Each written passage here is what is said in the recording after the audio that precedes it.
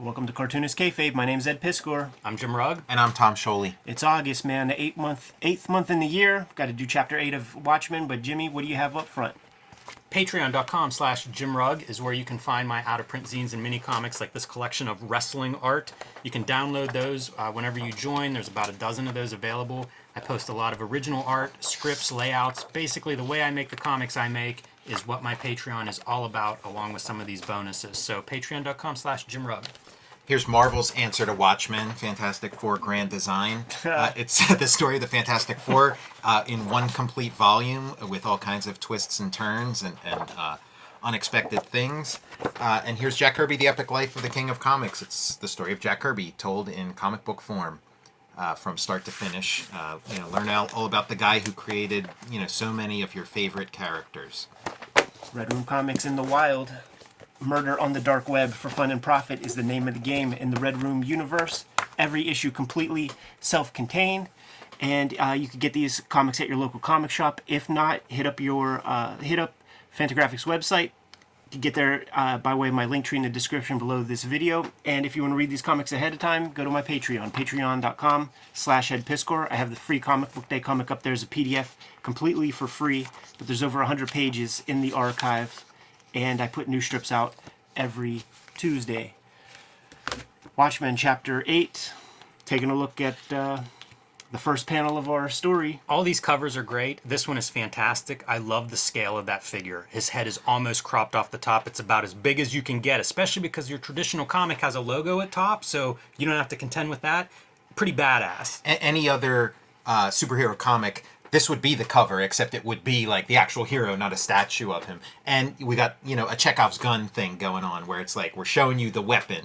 I was gonna say, as heroic as this cover is, of course we're gonna see the statue used in this story, and it's sort of ironic, maybe, to describe this as heroic. This cover as a dildo, right? If my memory serves correctly. World building, even on this cover, man, with Under the Hood by Hollis Mason, the Minutemen. Photograph in the back there, probably a couple gimmicks right there. Such a good cover, and it's like those are incidental elements that all make sense. You know, I mean, Dave Gibbons, brilliant. Alan Moore, they figure out this world, and that's what makes that cover so good, is just the details that populate the world. Yeah, man. And we have Minutemen reunion, a little bit of sorts, through telephonic communications, because there was a Night Owl Silk Spectre sighting. The day before, they helped save people from a burning building, and like Night Owl and Silk Spectre, the originals, are there, kind of debriefing on the situation. Yeah, pretty fun nod to that previous generation of superheroes. Yeah, and these are sort of their kids in one instance, literally, and in the other instance, sort of figuratively, and they sort of have like a father-son relationship of sorts. Look at the Tijuana Bible still sitting there, man. And of course, like, they're getting a little bit of guff for this, and it sort of pays off in a tragic way for Night Owl. That, like, are these the same people doing this? Setting up. This is like a day in the life kind of gimmick because it's Halloween. And what a great little symbol in stories about people who dress up and do wild stuff. Here's Halloween. I was going to say, superhero comics, there's no better timing to set a story than Halloween. One of the things that happened in that previous chapter is Rorschach threw that hot grease on a fellow prisoner, and that guy, he's not doing so well, man. So by the time that guy passes away, there's going to be upheaval that is kind of prognosticated in the prison, because so many people were put in that prison by Rorschach. Riots are impending.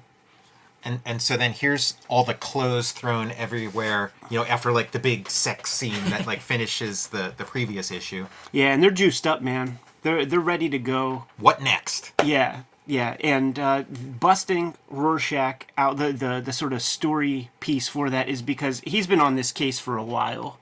He's accumulated information. They need that information because it seems pretty clear that something is afoot. These are beautiful. This is a beautiful spread. I love these giant panels, even though they're still kind of broken up into smaller panels. They're one big image on both sides. Just really nice looking. Yeah. It's worth mentioning the Black Freighter. Is that the name of the pirate? Yeah. Tales of the Black Freighter, yeah. Because it's going to run concurrently too, and it kind of is reaching a really big moment in that story too, which is the guy getting to the point of succumbing to the elements and fantasizing about what has happened to the pirates that stranded him on that island and went back to where he's from and slaughtered his family. And it feels like it's really running some parallel tracks to the story that we're seeing with Rorschach and with the superheroes and Hollis and everybody. This is the closest we're going to get to like an arch-villain kind of character that the Minutemen might have put away or something, with this big figure character. Small world. Who's that who's that kind of quintessential, call a tiny guy big kind of character. And this is kind of like... You always see it the other way. Yeah. It's always tiny referring to a 600-pound guy. Yeah, It's never a big figure. This is kind of like the Punisher setup that we'll see in like Daredevil issues and stuff, where it's like, you're trapped in here with me. Yes. And it's great. It's just like fun superhero stuff and just setting up there, like doom is coming your way. Like we are going to fuck you up, Rorschach. It's only a matter of time. And he's just got that kind of like dead look on his face. Yeah, it's a violent version of foreplay. The violence in superhero comics is sex. Yes. Remember that. So this is our detective from, the first panel of Watchmen. He's hip. He knows everything, man. And he thinks that he's just going to come to Night Owl's spot and give him a kind of a warning. Almost like being gracious. You did pretty... Night Owl did pretty good. Saving people from a fire. Can't do anything. Can't say anything wrong about that. You push it any further, there could be trouble. He's looking around. He sees the sugar cubes that were found in Rorschach's jacket pocket, which, if you were paying attention in those issues, he's grabbing those cubes. He's eating a couple. He's putting them in his jacket. Got the damn locksmith putting yet another, secure lock on the guy's door. Yeah, and commenting about, oh, your door's always getting broken open in front of this detective. And yeah, like Watchmen is a whodunit, and then he's kind of doing like a Columbo kind of thing, like waiting to see if this guy jumps. Right. There's the locked door that's going to take us down to his bat cave, but the lumber room hasn't had the key there for years. He's sweating. He knows the deal. Like, look at this guy looking at that door that the cop just like left through. They have a deadline suddenly. Yes. I heard this is how Deadline magazine started. Inspired by this panel. Like the thing he's saying about like, okay, they saved people from a fire, don't get any other ideas. It's kind of like, that's like uncontroversial. You save people from a burning building, no controversy there. Now they want to get political. They want to cross a line. They want to bust a guy out of jail, and then that's where, okay, comics. Some people go beyond politics and call it a felony. And so, it's like, it's there's kind of a parallel story with comics in general. Like, we tolerated you as long as you, occupied a certain sphere, but once you jump into this other thing, you're done. I absolutely love this. This is probably my favorite issue of Watchmen, but it feels like spread after spread that I really love. They're putting together the front page of this alternative newspaper, this conspiracy newspaper. I love all of that, like the paste ups and bringing in the type lines and everything. Amazing. But this is the beginning now of them getting together to go get Rorschach, and it's a silent sequence. It takes up a third of the page, and it runs like cross-cutting with the stuff that's going on above, and all fantastic. Moore does that in a lot of his works, man, where he makes those suggestions about these kind of like rhythmic page layouts, and it is like poetry or something, like it's a very specific kind of grace notes. Here we have the people on the island, the creatives on the island, who are basically dude, this is freaking Argo, man. This is Jack Kirby, and people are like creating something, and they have no idea what the real purpose is behind it. Before that, before it ever got released. No, you're right. Yeah, like if you were smart and paying attention at that time, you would assume that this sort of thing must be going on, just from little glimpses we've seen. And you know what else this makes me think of too? It makes me think of like how artists and writers and creative people often sell themselves so cheap. Yeah. Like if you have a certain amount of money, you can like take them on an island, put them on, blow the boat up. So you're saying this is cross-gen comics? You take all the guys out of New York, man, take them down to Florida, man. I mean, we'll talk off camera about what I think it is. Oh man. Lest we all forget, these man. preparations. It's Halloween. We got to return to that motif of the smiley face and the blood splatter. And Hollis, it's Hollis Yeah. getting ready for the trick-or-treaters. Stoked about it. In fact, him being a good guy about it is going to probably cost him as this story unfolds. Yeah, no good deed goes unpunished. And again, like anytime the airship takes off, It's great. glorious. Yeah. 3-point perspective, does it up fly. This is an interesting thing because you have to choose the perfect moments to sell this part of the story. Look at this for comics and comics. So this is your Black Freighter comic book, but it's being read. So Yeah. it's, within this world, within this panel, and then like those are the captions from it, but you're seeing the little tiny glimpse of like the pages of comics of what's going on in there. Which has been like throughout this whole series, it's like it's a printed words and pictures medium. So then there's words and pictures within the world that we're like reading maybe without even being aware of it and taking in all this information that aids us in understanding what comes later. Very dense. And then back to Rorschach in the prison. And this, I mean, Rorschach is sort of like a Ditko-inspired character, and this feels like another one of those Ditko things where you come up with like a sort of credible way of getting your character out of this impossible situation. Alan Moore was talking about on that In Search of Steve Ditko documentary. He's talking about Steve Ditko being asked about the Rorschach character and its influence, and Steve Ditko said something like, "quote, oh yeah, Rorschach. He's like Mr. A, except he's insane." He should have no sold it and been like, who? Right, yeah. So we have our, our Alan Moore version of Archie right here, man. About to get, he's getting Cheap Heat on the hood, who plays right into his hand, literally. Ties his pinkies together. I have never considered how much he looks like grown-up Archie Andrews. Nothing an accident in this comic. That's hilarious. The blood splurt is fantastic. It's so over the top and ridiculous. Yeah, it's Tom Savini in Dawn of the Dead. Yeah, it's amazing. Red candle wax blood.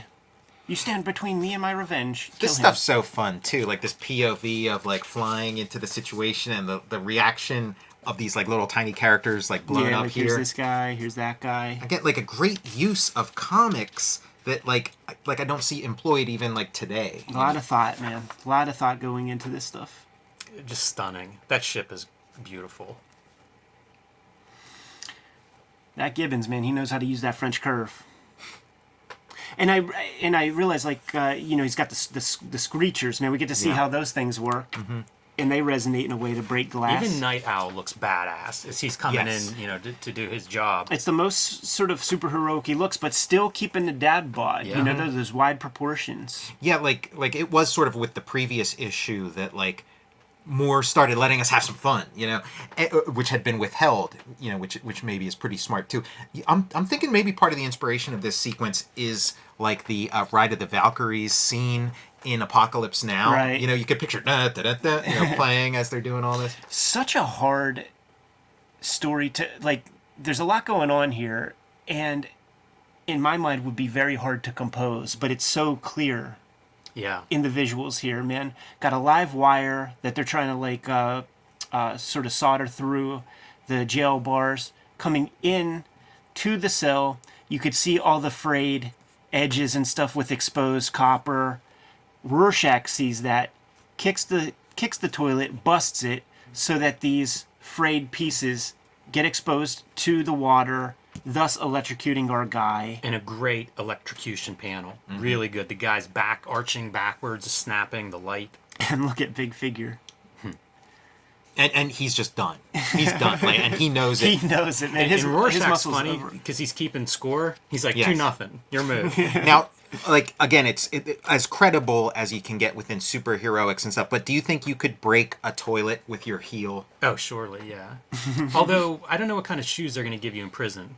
Yeah. You know what I mean? Like, You'd with need, like, a real harder sole, street yeah. shoe, I think you could do it. But without a decent sole, maybe that would be tough. We should try this sometime. Also, I mean, prison toilets now are stainless steel, yeah, I think. this so. story wouldn't work now. Good thing No. it's the Yeah, 80s. yeah, maybe in those Who Scowls in Great Britain, they like Alan Moore and them, It feels they like didn't get this the is a memo. reason to write a letter to DC. Yeah. Get a no prize. I love the colors here, and again, like a really underrated, underappreciated aspect of Watchmen. Higgins gets no respect, man. Like It's shocking. this got recolored. Killing Joke got recolored. It's the element of these works that's been like abandoned. That that thread hasn't. So many threads have been picked up, and that's not one of them. You think about how much people value the art in comics, right? That's something you champion. This is a beautiful, well-drawn comic, and yet the color is not one of those parts. Yeah, and this is like this insane color is selling this insane, intense, psychotic moment. Speaking of psychotic moment, I mean, this is Rorschach as Michael Myers. Yes. Here. Totally measured movement, and this is the biggest you ever see big figure running away from I mean, him. this is right out of a Michael Myers, a slasher kind of point Yeah. of view. You know, low angle, really make that menace. And this is this is the '80s. This is the era of the slasher movie and Rambo. Also, like the First Blood, the first Rambo movie. Where he is kind of like almost like a horror figure from the point of view of the cops in the story. Warm colors. It's for so this sequence. it's so great when the characters actually come together. You know, like when they meet in The old hallway. team getting back Yeah, together. It's really fun. Everybody's themselves, but it gives them personalities to bounce off of each other. And this is pretty subtle. Like if you're not really, if you're like one of those comics readers that just reads the words and kind of glances, you're just not getting it. Yeah, you know the what I'm body saying? language and stuff. Well, Or- the the blood, yeah. coming from below the damn men's room after seeing Big Figure run in there. You're reading that as blood. I was reading that as like water coming out from like the flooded toilet that he was drowned in. And this stuff with like the three of them, they do play off as this like comedy trio, and it is like one of those situations of like your girlfriend hanging out with you and your best friend, and she's like, "Who the fuck is this guy? This is your friend, this fucking asshole." It's so great when they agree on anything, though. Like her and Rorschach both hate her costume. It's perfect. This is a killer panel too. All of these panels, like anything with the ship, is so good. But that perspective and looking back, him covered in blood, it's just a good panel. And just the chaos of it, like imagining Gibbons composed this thing. He's taping his paper down 3 different times to like get the perspective of the buildings. Then it's a different perspective for this. It's a different perspective for these like little dirigibles. This is like the big heist. This is the big like fun little adventure of the whole series. Like the most moving parts. Can't forget about Doc Manhattan though. I had forgotten about it. And just when you forgot all about him, that's when he shows up. Yeah. Yeah, he's such a presence. It's such a different energy whenever he's like sitting there. And he's like Darkseid or something. You walk in your apartment and there he is, just sitting, hanging out on the couch, and completely nude ass on your couch, with like a little magazine sitting in his lap. With an Austin Powers like magazine in his lap. Yeah. Yeah, at this point they were probably like, okay, could you tone down the dick in this issue? I love like in that monograph, that watching the Watchmen thing, like that was there was some woodshedding involved in how the dick was going to look, man. Yeah. It's like 5 or 6 different dick sketches. It just occurred to me, his symbol is a head-on view of a dick. With like a little melanoma on it or something. Yeah, and I was gonna say these are the testicles. These a are the little micros. herp piece. All right, man. Enter the cops. Like, this is a very tight issue with the things that were set up early and the things that kind of pay off at the end here. Yeah, on the reread, not just of this issue, but this whole series as we've been going through, like, I remember, the sequences and scenes and things, and realizing, like, what had to take place in this issue, I was kind of surprised by how much happens in this issue. Like, this series, they talk about, like, all the breakthroughs in terms of, like, characterization and tone and things like that, but it's like, for an action-adventure medium, when else have you seen more clearly choreographed action sequences? You would think that it would just be a matter of course that you'd have all these great action sequences in superhero comics, but no, they're few and far between, and here's maybe one of the best instances of one. This is one of my favorite pieces of Higgins color in the entire comic. The spotlights here, and the way you get that darker purple back there. And purple, you got to proceed with caution when you wield purple, and so look at that. That's what they say, man. I was just watching a Robert Williams documentary, and he's like, "I'm trying to master purple." It's Good luck, Robin. Yeah, better men, that have failed in the attempt. Here, getting back into the our pirate comic, there's some really fun stuff in this thing. I love that the shark, like he straps on to the raft to make part of the raft. Yeah, man. It's nice to have like this many moving parts because you can kind of like, when in doubt, just like jump to the next thing. The nostalgia ad in the background, so we do get like everybody is in this issue. Yeah, earlier there were some Pyramid Industries electric vehicles and things. Here's a caption, just selling us on the riot, several dead. There's when there's like a mystery whose solution has been hiding in plain sight the whole time. Like that's this book. Yeah. Also love Higgins' coloring on the Black Freighter. Like these are some bold choices, greens and yellows and oranges for the water. You see those colors in that Art of Jack Kirby, Kevin Eastman book when you're looking at like Boys Ranch, 2-page spreads and stuff, a crossbow or a bullseye. Yeah. 2-page spreads, marrying these crazy colors. Yeah, It's very golden age. Christine, that one color, Yes. that one issue with the boat, Piracy. the piracy issue, similar palette. Yeah. When Kirby colors his own stuff, it is like as adventurous as this kind of color. So now the gang, like they heard about the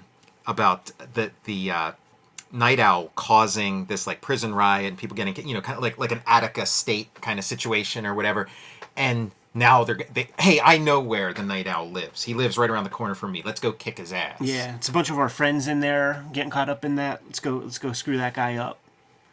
Bust their way in, and then these shots back, man, like to like the days of yore when Night Owl was vibrant and able to handle his business, man.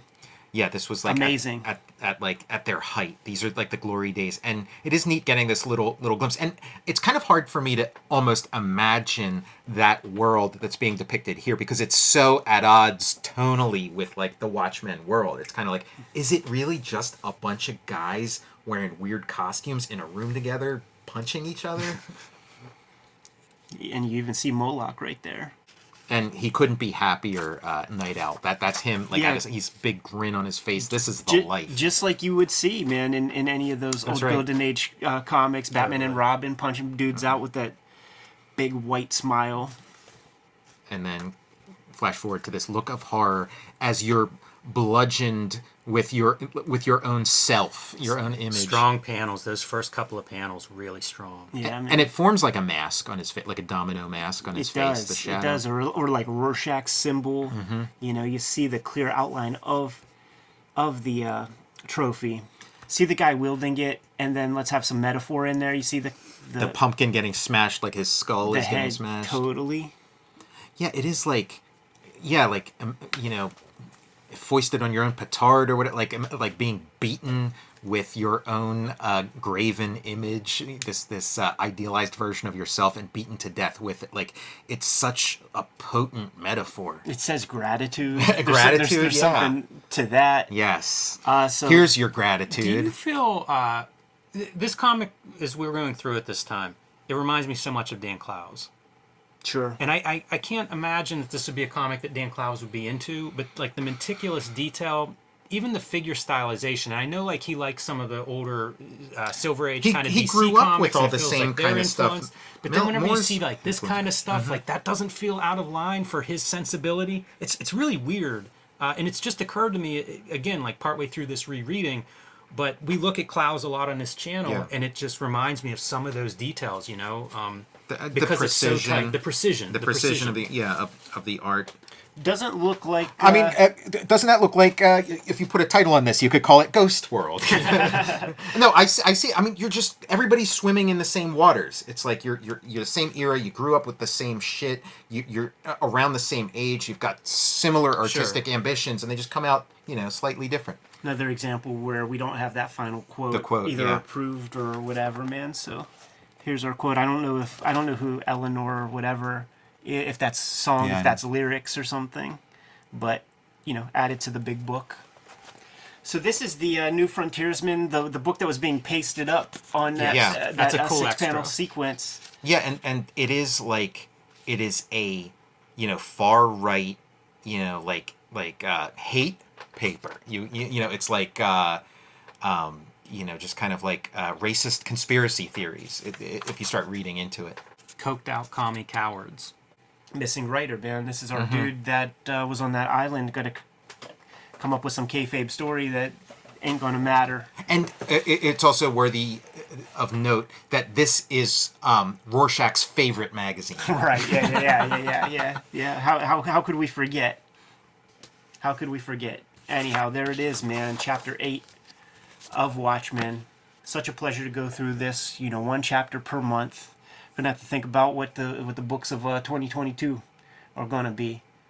Hard to believe that 8 months of this year have gone by already, man. That right. Jesus. Kayfabers, like, follow, subscribe to the YouTube channel, hit the bell. We'll notify you when new vids are available. Jimmy, what's out there? Join me on patreon.com/JimRugg, where you can download out-of-print zines and mini comics. About a dozen of those are available now. You can see my original art. You can see scripts, notes, layouts, how I put together the comics that I make at patreon.com/JimRugg. Read Jack Kirby, The Epic Life of the King of Comics, fantastic 4-grand design, and check out my YouTube channel, Total Recall Show. Red Room Comics in the wild. Every issue completely self-contained. About 4 issues out on the stands right now as of this recording. You can get those comics from your local comic shop or hit up Fantagraphics' website. You can read the free Comic Book Day comic as a primer to the series on my Patreon for free.